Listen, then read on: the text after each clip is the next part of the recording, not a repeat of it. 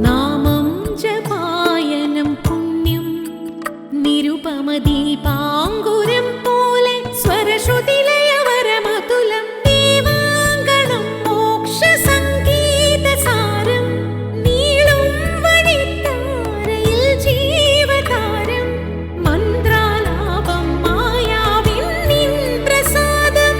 ദീപം ദീപം ദീപം. ഏവർക്കും സന്ധ്യാദീപത്തിലേക്ക് സ്വാഗതം.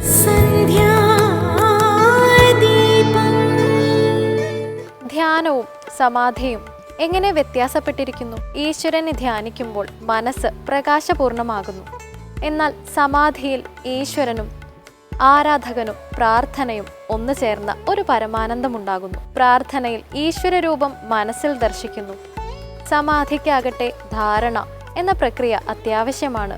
അതായത് മനസ്സിനെ നാസികത്തുമ്പിലോ പുരുകമധ്യത്തിലോ നാഭിയിലോ കേന്ദ്രീകരിക്കണം.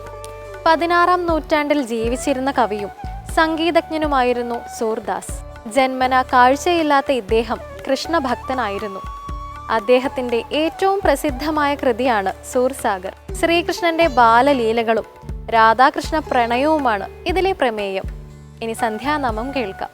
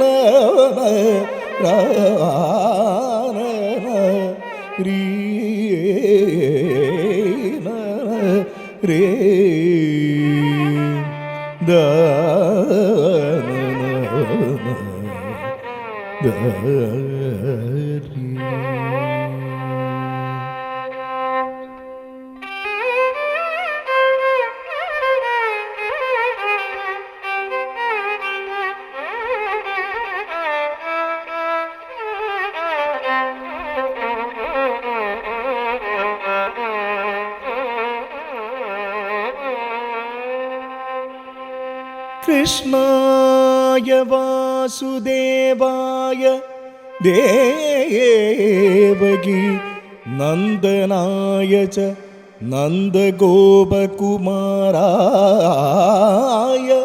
ഗോവിന്ദായ നമോ നമഃ. നമോ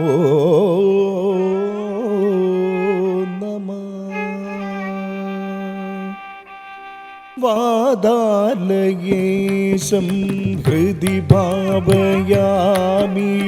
വാദാലയേശം ഹൃദി ഭാവയാമി. വസുദേവനന്ദ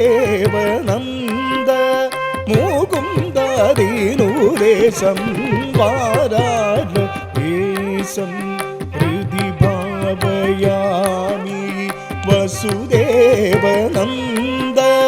മുകുന്ദദീനുദേശം വാദാലയേശം ഹൃദി ഭാവയാമി. വസുദേവനന്ദ മുകുന്ദദീനുദേശം വാദാലയേശം ഹൃദി ഭാവയാമി. വസുദേവനന്ദ മുകുന്ദദീനുദേശം വാദാലയേശം ഹൃദി ഭാവയാമി.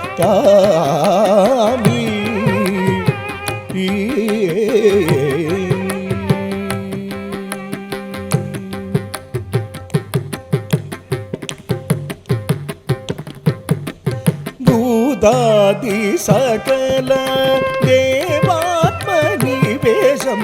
ഭൂതാദി സകല ദേവാത്മനിവേശം. ഭീതാരി കാമാരി സുകുമാര സുകേശം. ഭീതാരി കാമാരി സുകുമാര സുകേശം വാദാലയേശം ഹൃദി ഭാവയാമി. വസുദേവനന്ദ മുകുന്ദദീനുദേശം വാദാലയേശം ഹൃദി ഭാവയാമി.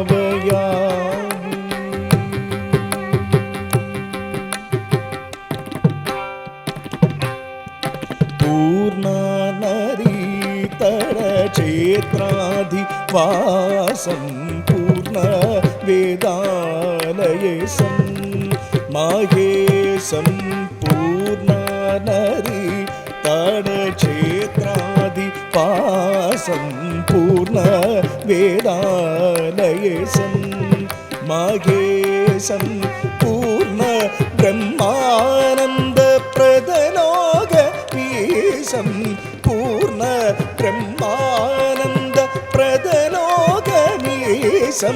പൂർണ്ണ പ്രകാശനുദ പൂർണ്ണ ഗ്രഹീശം പൂർണ്ണ പ്രകാശനുദ പൂർണ്ണ ഗ്രഹീശം വാരാലയേശം പ്രതിഭാവയാമി വസുദേവനന്ദ മുകുദാദിനൂരേശം വാരാലയേശം പ്രതിഭാവയാമി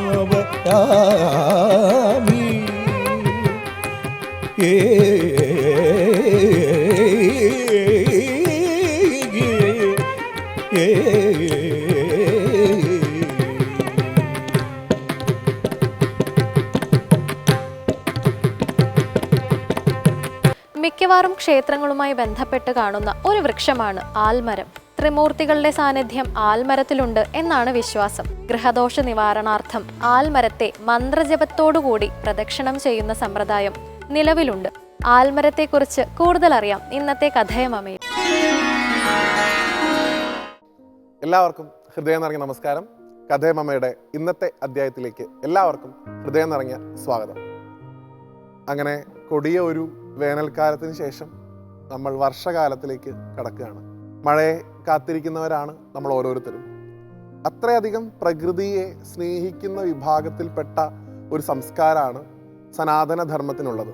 സനാതനധർമ്മത്തിൻ്റെ പാരമ്പര്യം സർവ്വതിനെയും ആരാധിക്കുക എന്നുള്ളതാണ്. പൂക്കളെ, പുഴകളെ, വൃക്ഷങ്ങളെ ഒക്കെ ആരാധിക്കുന്ന പാരമ്പര്യം സനാതനധർമ്മത്തിൽ ആദിമകാലം മുതലേ ഉണ്ടായിരുന്നു. വിശേഷിച്ച് വൃക്ഷങ്ങളെ. അതിൽ തന്നെ ഏറ്റവും ആദരണീയമായിട്ടുള്ള സ്ഥാനം നമ്മൾ കൽപ്പിച്ചു കൊടുത്തിട്ടുള്ള വൃക്ഷരാജനായിട്ടുള്ള ആൽമരത്തിൻ്റെ ആൽമരത്തെക്കുറിച്ചാണ് ഇന്നത്തെ കഥയമമയിൽ നമ്മൾ സംസാരിക്കുന്നത്. നമ്മുടെ ഒക്കെ നാടുകളിലുള്ള ക്ഷേത്രങ്ങളിലൊക്കെ തന്നെ ആൽത്തറകൾ കാണാം, ആൽവൃക്ഷങ്ങൾ കാണാം. ക്ഷേത്ര സംസ്കാരത്തിൻ്റെ തന്നെ ഭാഗമായിട്ടാണ് ആൽമരങ്ങളെ നമ്മൾ കാണാറുള്ളത്. എന്താണ് യഥാർത്ഥത്തിൽ ഈ ആൽമരത്തിൻ്റെ പ്രാധാന്യം? കുട്ടികളോടൊക്കെ പൊതുവിൽ പറയാറുണ്ട്, ക്ഷേത്രത്തിൽ ദർശനം ചെയ്തതിന് ശേഷം സാധിക്കുന്നത്ര സമയം ആൽമരത്തിനെ കൂടി പ്രദക്ഷിണം ചെയ്യാനോ അല്ലെങ്കിൽ ആൽമരത്തിന് ചുവടെ സമയം ചെലവിടാനോ അവരോട് പ്രത്യേകമായിട്ട് പറയാറുണ്ട്. അതിന് ഒരുപാട് ശാസ്ത്രീയമായിട്ടുള്ള കാരണങ്ങൾ കൂടി ഉണ്ട് എന്ന് മനസ്സിലാക്കണം. കാരണം അന്തരീക്ഷത്തിലെ ഓസോൺ ലെയറിന് തുല്യമാണ് ഒരു ആൽമരത്തിൻ്റെ ചുവട്ടിലിരിക്കുന്നത് എന്നാണ്. അത്രയധികം ഓക്സിജൻ ഉൽപ്പാദിപ്പിക്കാനുള്ള അല്ലെങ്കിൽ ഓക്സിജൻ്റെ ഒരു ആവരണം നമുക്ക് ചുറ്റും തരാനുള്ള ഈ വൃക്ഷത്തിൻ്റെ കഴിവ് മറ്റൊരു വൃക്ഷത്തിനും അവകാശപ്പെടാൻ ഇല്ല എന്നുള്ളതാണ്. വെറുതെ അല്ലല്ലോ നമ്മുടെയൊക്കെ പൂർവികർ, ഭാരതത്തിൻ്റെ ഋഷി ആൽമരങ്ങൾക്ക് ക്ഷേത്ര സംസ്കാരത്തിൽ ഇത്രയധികം പ്രാധാന്യം നൽകിയിട്ടുണ്ടാവുക. നല്ല രീതിയിൽ വായു നമുക്ക് ലഭിക്കുകയാണെങ്കിൽ, അത് കലർപ്പില്ലാത്ത വായുവാണെങ്കിൽ, ശുദ്ധമായിട്ടുള്ള വായുവാണെങ്കിൽ അത് നമ്മുടെ ബുദ്ധിശേഷിയെ കൂട്ടും എന്നാണ് സാങ്കേതികമായിട്ടുള്ള പഠനങ്ങളടക്കം അവകാശപ്പെടുന്നത്. അതുകൊണ്ട് തന്നെ ആയിരിക്കണം പ്രാചീന കാലം മുതലേ ഭാരതത്തിൻ്റെ ഋഷി അവരുടെ തപസ്സുകൾക്കായി എപ്പോഴും ആൽമര ചുവടുകൾ തിരഞ്ഞെടുത്തിട്ടുണ്ടായിരുന്നത്. യഥാർത്ഥത്തിൽ ആൽമരം ഒരു മരമായിട്ടല്ല സനാതനധർമ്മത്തിൽ കാണുന്നത്. അതിൽ 33 കോടി ദേവതകളുടെയും സാന്നിധ്യമുണ്ട് എന്നാണ് വിശ്വാസം. എപ്പോഴും ആൽമരത്തിൻ്റെ വേരിൻ്റെ ഭാഗം, എന്നാൽ അതിൻ്റെ ഏറ്റവും അഗ്രഭാഗം, അവിടെ ബ്രഹ്മാവിൻ്റെ സാന്നിധ്യം ഉണ്ടെന്നാണ് വിശ്വസിക്കുന്നത്. ആൽമരത്തിൻ്റെ മധ്യഭാഗത്തുള്ളത് സാക്ഷാൽ നാരായണൻ്റെ സാന്നിധ്യമാണ് എന്നാണ് വിശ്വാസം. ആൽമരത്തിൻ്റെ ഏറ്റവും ഉയർന്ന ഭാഗം അല്ലെങ്കിൽ ശാഖകളിൽ സാന്നിധ്യം ചെയ്യുന്നത് സാക്ഷാൽ മഹാദേവനാണ് എന്നാണ് സങ്കല്പം. അതുകൊണ്ട് തന്നെ ഒരു ആൽമരത്തെ പ്രദക്ഷിണം ചെയ്യുക എന്നുള്ളത് കൊണ്ട് ഉദ്ദേശിക്കുന്നത് ത്രിമൂർത്തികളെ നമസ്കരിക്കുക, അതിലൂടെ ഈ പ്രപഞ്ചത്തിൽ മുഴുവൻ നിറഞ്ഞു നിൽക്കുന്ന 33 കോടി ദേവതകളെയും നമസ്കരിക്കുക എന്നുള്ളത് തന്നെയാണ്. അതുകൊണ്ട് ആൽമരത്തിന് ചുറ്റും പ്രദക്ഷിണം ചെയ്യുന്ന സമയത്ത് സാധാരണ ചൊല്ലുന്ന ഒരു മന്ത്രമുണ്ട്. കുട്ടികളൊക്കെ അത് കാണാതെ പഠിച്ച് ചൊല്ലുന്നൊരു പാരമ്പര്യമൊക്കെ നമുക്ക് പണ്ടുണ്ടായിരുന്നു. എന്നാൽ അത് തിരിച്ചു കൊണ്ടുവരാനുള്ളൊരു ശ്രമം നമുക്ക് നടത്താൻ സാധിക്കുന്നുണ്ടെങ്കിൽ വളരെ നല്ലതാണ്. നേരത്തെ ഞാൻ പറഞ്ഞു, അതിൻ്റെ ഏറ്റവും മൂലഭാഗത്ത് ബ്രഹ്മദേവനാണ്. അതുകൊണ്ട് തന്നെ മൂലദേ ബ്രഹ്മരൂപായ എന്നാണ് മന്ത്രം തുടങ്ങുന്നത്. മധ്യഭാഗത്ത് നാരായണനായതുകൊണ്ട് മധ്യദേ വിഷ്ണുരൂപായ എന്നും, അഗ്രഭാഗത്ത് മഹാദേവനായതുകൊണ്ട് അഗ്രദേ ശിവരൂപായ വൃക്ഷരൂപായ വൃക്ഷരാജായ നമോ നമ എന്ന ഭാവത്തിലാണ് ആ മന്ത്രം അവസാനിക്കുന്നത്. അതായത് ഏറ്റവും അടിഭാഗത്ത് ബ്രഹ്മാവിൻ്റെ രൂപത്തിലും മധ്യഭാഗത്ത് നാരായണന്റെ രൂപത്തിലും ഏറ്റവും അഗ്രഭാഗത്ത് മഹാദേവന്റെ രൂപത്തിലും സാന്നിധ്യം ചെയ്തുകൊണ്ട് ഞങ്ങളെ അനുഗ്രഹിക്കുന്ന ഹേ വൃക്ഷരാജനായിട്ടുള്ള ആൽമരമേ, ഞാൻ നിന്നെ നമസ്കരിക്കുന്നു എന്നാണ് ആ ശ്ലോകത്തിൻ്റെ അർത്ഥം. നോക്കൂ, പ്രകൃതിയിലുള്ള ഓരോ വിഭവങ്ങളിലും ഈശ്വരനെ കാണാൻ ഇത്ര കണ്ട് പഠിപ്പിക്കുന്ന ഒരു സംസ്കാരം സനാതന ധർമ്മമല്ലാതെ മറ്റെവിടെയാണ് നമുക്കത് കാണാൻ സാധിക്കുക? നമ്മളുടെ പരമ്പരാഗതമായിട്ടുള്ള കാവ് സങ്കല്പങ്ങളിലേക്ക് നമ്മൾ തിരിച്ചു പോകുന്ന സമയത്ത് അവിടെയും വലിയ രീതിയിൽ ആൽമരത്തിൻ്റെ പ്രാധാന്യം നമുക്ക് കാണാൻ സാധിക്കും. ആൽമരത്തിന് ചുവട്ടിലായിരുന്നു പല ദിക്കുകളിലും വിശേഷിച്ച് നാഗപ്രതിഷ്ഠകൾ ഉണ്ടായിരുന്നത്. നാഗങ്ങളിലൂടെ ആരാധിക്കപ്പെടുന്നതും പ്രകൃതിയാണ്. ആ നാഗത്തിന് സാന്നിധ്യം ചെയ്യാനായി തണലൊരുക്കുന്നതും ആൽമരമായിട്ടുള്ള പ്രകൃതിയാണ്. ഒരു തരത്തിൽ ആൽമരത്തെ ആരാധിക്കുക എന്നുള്ളത് കൊണ്ട് തന്നെ അത് പ്രകൃതി ആരാധന ആയതുകൊണ്ട് തന്നെ അതിലൂടെ ദേവിയെ ആരാധിക്കുന്ന ഫലവും ലഭിക്കുന്നു എന്നാണ് മഹാത്മാക്കൾ പറയാറുള്ളത്. എപ്പോഴും പ്രകൃതിയെ നമ്മൾ പരാശക്തിയായിട്ടാണല്ലോ കണക്കാക്കാറുള്ളത്.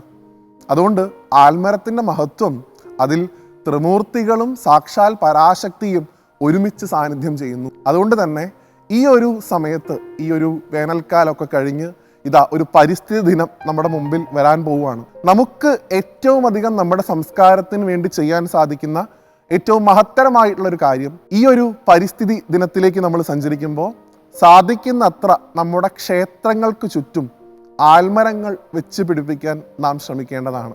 കാരണം ഒരാൽമരം എന്ന് പറയുന്നത് ഈ ദേവതാ സങ്കല്പങ്ങൾക്കുപരിയായിട്ട് ഇനി വരാൻ പോകുന്ന എത്രയോ എത്രയോ എത്രയോ തലമുറകൾക്ക് അഭയസ്ഥാനമാണ്. ആ ആൽമരത്തെ നമസ്കരിക്കാൻ നമ്മുടെ സംസ്കാരം നമ്മളെ പഠിപ്പിക്കുന്നു. അത് അടുത്ത തലമുറയെ കൊണ്ട് നമ്മൾ പരിശീലിക്കുമ്പോൾ നമ്മൾ ആത്യന്തികമായി ചെയ്യുന്നത് വരുന്നൊരു തലമുറയെ കൂടി ഈ സംസ്കാരത്തിൻ്റെ ഭാഗമാക്കുക എന്നുള്ളത് തന്നെയാണ്. അങ്ങനെയുള്ള ആ വൃക്ഷരാജനായിട്ടുള്ള ആൽമരത്തെ സാഷ്ടാംഗം നമസ്കരിച്ചുകൊണ്ട് മറ്റൊരു പ്രകൃതി ആരാധനയുമായി ബന്ധപ്പെട്ട മറ്റൊരു കഥയുമായി അടുത്ത അധ്യായത്തിൽ വീണ്ടും കാണുന്നവരെ എല്ലാവർക്കും നന്ദി, നമസ്തേ.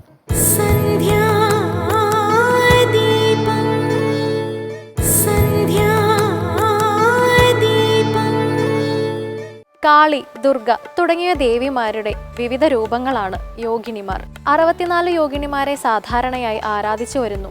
ഇനി ക്ഷേത്രവിശേഷങ്ങളുമായി എത്തുന്നു ദീപാരാധന കാഴ്ചകൾ.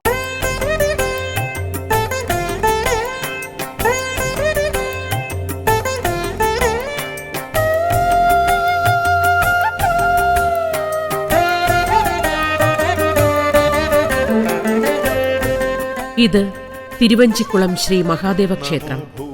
പൗരാണികതയും ആത്മീയ വിശുദ്ധിയും കൊണ്ട് പ്രസിദ്ധി നേടിയ ക്ഷേത്രം. 2 ദേശ സംസ്കാരങ്ങളെ ഇണക്കിച്ചേർക്കുന്ന മഹാക്ഷേത്രം.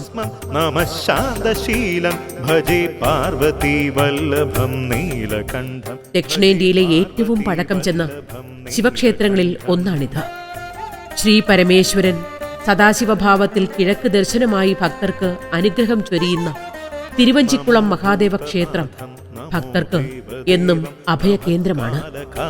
നമോ ദിവ്യതേജം നമഃ കാമഭസ്മം നമഃ ശാന്തശീലം ഭജേ.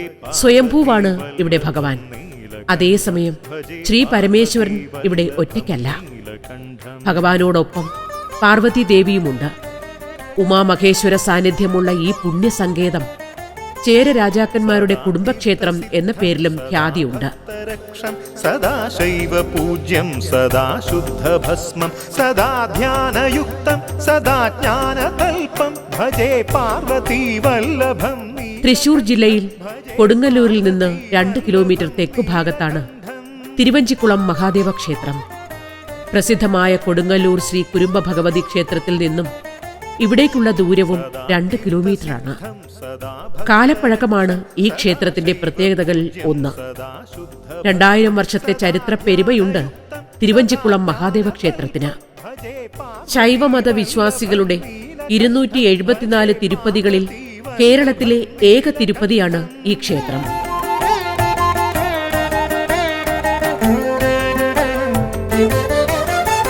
ശ്മശാനം ഭയാനം മഹാസ്ഥാനവാസം 13ാം നൂറ്റാണ്ട് വരെ ഭരിച്ചിരുന്ന ചേര രാജവംശത്തിന്റെ തലസ്ഥാനമായിരുന്നു ഇവിടം. ചേര രാജവംശത്തിലെ പുകഴ്പെറ്റ രാജാവായ ചേരമാൻ പെരുമാൾ തിരുവഞ്ചിക്കുളം ക്ഷേത്രം പണികഴിപ്പിച്ചുവെന്നാണ് വിശ്വാസം. ചേരമാൻ പെരുമാളുടെ കൊട്ടാരമുണ്ടായിരുന്നതായി കരുതപ്പെടുന്ന ചേരമാൻ പറമ്പിനടുത്താണ് ക്ഷേത്രം സ്ഥിതി ചെയ്യുന്നത്. ശ്മശാനം ഭയാനം മഹാസ്ഥാനവാസം ശരീരം തിരുവഞ്ചിക്കുളം മഹാദേവ ക്ഷേത്രോൽപത്തിയെക്കുറിച്ച് നിരവധി ഐതിഹ്യങ്ങളുണ്ട്. തലമുറകൾ കൈമാറി വന്ന ഐതിഹ്യങ്ങളിൽ ഒന്ന് ഇപ്രകാരമാണ്. അമ്മയെ നിഗ്രഹിച്ച പാപത്തിൽ നിന്ന് മോചനത്തിനായി പരശുരാമൻ സർവപാപ നിഗ്രഹകനായ ശ്രീ പരമേശ്വരനെ ധ്യാനിച്ച് കഠിന തപസ് ആരംഭിച്ചു. ത്രേതായുഗത്തിൽ അദ്രി മഹർഷിയുടെ നിർദ്ദേശപ്രകാരമായിരുന്നു പരശുരാമന്റെ തപസ്.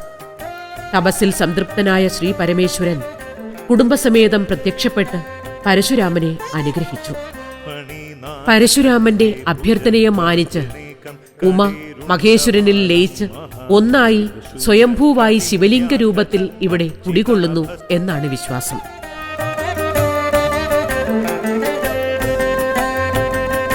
ഒന്നാം ചേര സാമ്രാജ്യം കൈവശപ്പെടുത്തി തിരുവഞ്ചിക്കുളം ആസ്ഥാനമാക്കി ഭരണം നടത്തി വന്നിരുന്നത് ശിവഭക്തനായ പാണ്ഡ്യരാജാവായിരുന്നു. അദ്ദേഹം എല്ലാ മാസവും തമിഴ്നാട്ടിലെ ചിദംബരത്ത് പോയി ചിദംബരനാഥനെ ധ്യാനിച്ച് തപസ് ചെയ്യാറുണ്ടായിരുന്നു. രാജ്യഭരണവും ചിദംബരത്തേക്കുള്ള യാത്രയും ബുദ്ധിമുട്ടായപ്പോൾ രാജാവ് തന്റെ സങ്കടം ചിദംബരനാഥനോട് പറഞ്ഞു പ്രാർത്ഥിച്ചു. അന്ന് രാത്രിയുറക്കത്തിൽ രാജാവിനെ സ്വപ്നത്തിലെത്തി ഭഗവാൻ പരിഹാരം ഉപദേശിച്ചു. തിരുവഞ്ചിക്കുളത്ത് തന്റെ സാന്നിധ്യമുണ്ടെന്നും അത് കണ്ടെത്തി ആരാധന നടത്തിയാൽ താൻ തൃപ്തനാകും എന്നായിരുന്നു ചിദംബരനാഥൻ രാജാവിന് നൽകിയ സ്വപ്ന ദർശനം. തുടർന്ന് നടന്ന തിരച്ചിലിൽ ചെളിയിൽ ആണ്ടുകിടന്ന ശിവലിംഗം കണ്ടെത്തുകയും വിഗ്രഹത്തെ ഭക്തിപൂർവം രാജാവ് ആരാധിച്ചു വരികയും ചെയ്തു. ശിരശുദ്ധ ഗംഗാ ശിവാവാമഭാഗം വപുതീർത്ഥകേശം സദാ മാം ത്രിനേത്രം. വർഷങ്ങൾക്ക് ശേഷം പാണ്ഡ്യരാജാവിൽ നിന്ന് രാജാധികാരം ചേരന്മാർ തിരികെ പിടിച്ചു. തിരുവഞ്ചിക്കുളം ആസ്ഥാനമാക്കി രണ്ടാം ചേരഭരണം തുടർന്നു. വൈഷ്ണവ ഭക്തനും മതകാര്യങ്ങളിൽ അതീവ തൽപരനുമായ കുലശേഖര പെരുമാൾ ഉമാമഹേശ്വര ലിംഗം സ്ഥിതി ചെയ്തിരുന്നിടത്ത് ചെറിയൊരു ക്ഷേത്രം പണിത് ഭഗവാനെ ആരാധിച്ചു വന്നു. ഈ ക്ഷേത്രമാണ് ഇന്ന് കാണുന്ന തിരുവഞ്ചിക്കുളം മഹാദേവ ക്ഷേത്രമായി മാറി എന്നാണ് നൂറ്റാണ്ടുകളായി ഭക്തർ വിശ്വസിച്ചു വരുന്നത്.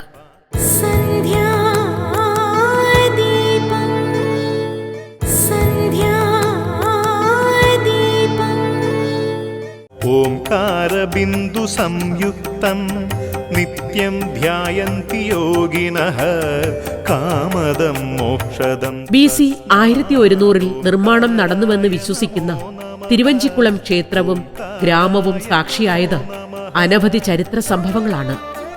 BC 113 മുതൽ AD 343 വരെ തുടർച്ചയായി 456 വർഷത്തോളം കേരളം ഭരിച്ചിരുന്ന ചേര രാജവംശത്തിന്റെ കീഴിലായിരുന്നു തിരുവഞ്ചിക്കുളം ക്ഷേത്രവും ഗ്രാമവും. നൂറ്റാണ്ടുകളോളം കൊടുങ്ങല്ലൂർ ആസ്ഥാനമാക്കി ഭരിച്ചിരുന്ന ചേര രാജാക്കന്മാരുടെ രാജധാനിയും തിരുവഞ്ചിക്കുളത്തിന് തൊട്ടടുത്തുള്ള ചേരമാൻ പറമ്പായിരുന്നു. ചേര രാജധാനി ആയതുകൊണ്ട് ആ സ്ഥലത്തിന് ചേരമാൻ പറമ്പ് എന്ന് പേര് ലഭിച്ചുവത്രേ. സംഘകാവ്യങ്ങളിൽ രാജധാനി, കാവിലങ്ക, കോട്ടബല, മാന്തൈ തുടങ്ങി നിരവധി പേരുകളിൽ അറിയപ്പെട്ടിരുന്നു ഇവിടം. പെരിയ പുരാണത്തിലും തേവാര പതികങ്ങളിലും അഞ്ചൈക്കുളം എന്ന പേരിലും പരാമർശിക്കപ്പെട്ടിരിക്കുന്നു. കുലശേഖര പെരുമാളിന് ശേഷം ക്ഷേത്രഭരണം പെരുമ്പടപ്പ് രാജവംശത്തിന്റേതായി. പിന്നീട് സാമൂതിരിമാരുടെ നിയന്ത്രണത്തിലുമായി. അതിരുകൾ കടന്ന പ്രസിദ്ധി കൊണ്ട് തന്നെ നിരവധി തവണ ഈ ക്ഷേത്രം വൈദേശിക ആക്രമണത്തിന് വിധേയമായിട്ടുണ്ട്. ഒരിക്കൽ ഡച്ചുകാർ ക്ഷേത്രം ആക്രമിച്ച് ബിംബം തച്ചുടച്ച് സ്വത്തുക്കൾ കൊള്ളയടിച്ചു. ടിപ്പുവിന്റെ പടയോട്ട കാലത്തും ക്ഷേത്രം ആക്രമിക്കപ്പെട്ടിട്ടുണ്ട്. AD 1801 ക്ഷേത്രം പുതുക്കിപ്പണിത് പുനഃപ്രതിഷ്ഠ നടത്തി. പ്രതിഷ്ഠയ്ക്ക് വിഗ്രഹം കൊണ്ടുവന്നത് ചിദംബരനാഥ ക്ഷേത്രത്തിൽ നിന്നായിരുന്നു. ഇപ്പോൾ തിരുവഞ്ചിക്കുളം ക്ഷേത്രം കൊച്ചിൻ ദേവസ്വം ബോർഡിന്റെ നിയന്ത്രണത്തിലാണ്. കാരണം മഹാപാപഹരം തസ്മാ ശികാരായ നമോ നമഃ. ചതുരാകൃതിയിലുള്ള ക്ഷേത്രം കരിങ്കല്ലും ഇഷ്ടികയും തടിയും കൊണ്ട് തീർത്തതാണ്. ചെമ്പ് തകിട് കൊണ്ടാണ് ക്ഷേത്രം മേഞ്ഞിരിക്കുന്നത്. തൂണുകളിൽ ദാരുശില്പങ്ങളും ചുവർ ചിത്രങ്ങളും ഏറെയുണ്ട്. ശ്രീകോവിലിന് മുന്നിൽ 16 തൂണുകളോടുകൂടി നമസ്കാര മണ്ഡപവും ക്ഷേത്രത്തിലെ ആകർഷണമാണ്. എന്നും പൂവിട്ട് നിൽക്കുന്ന കണിക്കൊന്നയാണ് ക്ഷേത്രത്തിലെ മറ്റൊരു പ്രത്യേകത. വാസുകി കണ്ഠഭൂഷണം വാമശക്തിധരം ദേവം വകാരായ. കേരളത്തിലെ ക്ഷേത്രങ്ങളിൽ ഏറ്റവും കൂടുതൽ ഉപദേവതകളുള്ള ക്ഷേത്രം എന്ന പെരുമയും തിരുവഞ്ചിക്കുളം മഹാദേവ ക്ഷേത്രത്തിനുണ്ട്. 35ഓളം ഉപദേവതകളും അവർക്ക് നിത്യപൂജയുമുണ്ട് ഇവിടെ. വാസുകി കണ്ഠഭൂഷണം വാമശക്തിധരം ദേവം വകാരായ നമോ നമഃ. വകാരായ നമോ നമഃ. പുരാതന കേരളത്തിന്റെ വാസ്തുവിദ്യാ പാടവം ദർശനത്തിനെത്തുന്ന ഭക്തരെ ആകർഷിക്കുന്നു. മഹാമാന്ത്രികനായ തച്ചൻ പെരുന്തച്ചൻ കൊത്തുപണി ചെയ്തിട്ടുള്ള ക്ഷേത്രം കൂടിയാണിത്. 2000 വർഷത്തെ ചരിത്രം പുതുതലമുറയിലേക്ക് പകർന്നു നൽകാൻ ആവിഷ്കരിച്ച മുസിരിസ് പൈതൃക പദ്ധതി പ്രകാരം അടുത്തിടെ ക്ഷേത്രത്തിൽ പുനരുദ്ധാരണ പ്രവർത്തനങ്ങൾ നടന്നിരുന്നു. യം യകാരേ സംസ്ഥിതോ ദേവോ യകാരം പരമം ശുഭം യം നിത്യം പരമാനന്ദം യകാരായ നമോ നമഃ. യകാരായ നമോ നമഃ. ഓം യഹ.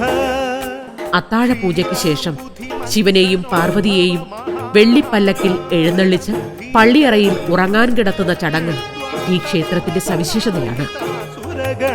നാരായണാദീൻ തദാ നാരായണാദീൻ തദാ. ഓം യഹ ക്ഷീരാംബുധിമന്ഥനോദ്ഭവ മഹാഹാലാഹലം ഭീകരം ദൃഷ്ട്വാ. സംസ്ഥാനത്തിന്റെ വിവിധ ഭാഗങ്ങളിൽ നിന്ന് ഭക്തർ, പ്രത്യേകിച്ച് സ്ത്രീകൾ, ദമ്പതി പൂജ എന്നറിയപ്പെടുന്ന പള്ളിയറ പൂജയിൽ പങ്കെടുക്കാൻ എത്താറുണ്ട്.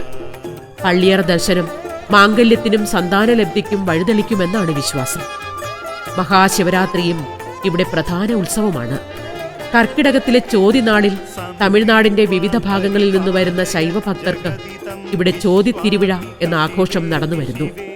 കൊടുങ്ങല്ലൂർ ഭരണിക്ക് വരുന്ന ഭക്തരും തിരുവഞ്ചിക്കുളം ക്ഷേത്രത്തിൽ തൊഴുതു മടങ്ങുന്നു. ഭജ നമഃ ശിവമേവ നിരന്തരം. ഭജ നമഃ ശിവമേവ നിരന്തരം. തന്റെ കർമ്മങ്ങൾ അണുവിട തെറ്റാതെ നീതിപൂർവം നടത്തുന്ന ദേവനാണ് യമദേവൻ. മരണത്തിന്റെ അധിപനായ യമൻ കാലമെത്തുന്ന ലോകജീവികളെ പരലോകത്ത് കൊണ്ടുപോയി വിചാരണ ചെയ്യുമെന്നാണ് വിശ്വാസം. വിശ്വാസങ്ങളുടെ ശരി തെറ്റുകൾ അളക്കുന്നതിനേക്കാൾ അവയുടെ ഉദ്ദേശശുദ്ധിയെക്കുറിച്ച് മനസ്സിലാക്കാൻ ശ്രമിക്കുന്നതാണ് നല്ലത്. ഇന്നത്തെ സന്ധ്യാദീപം ഇവിടെ പൂർണ്ണമാകുന്നു. ഏവർക്കും നന്ദി.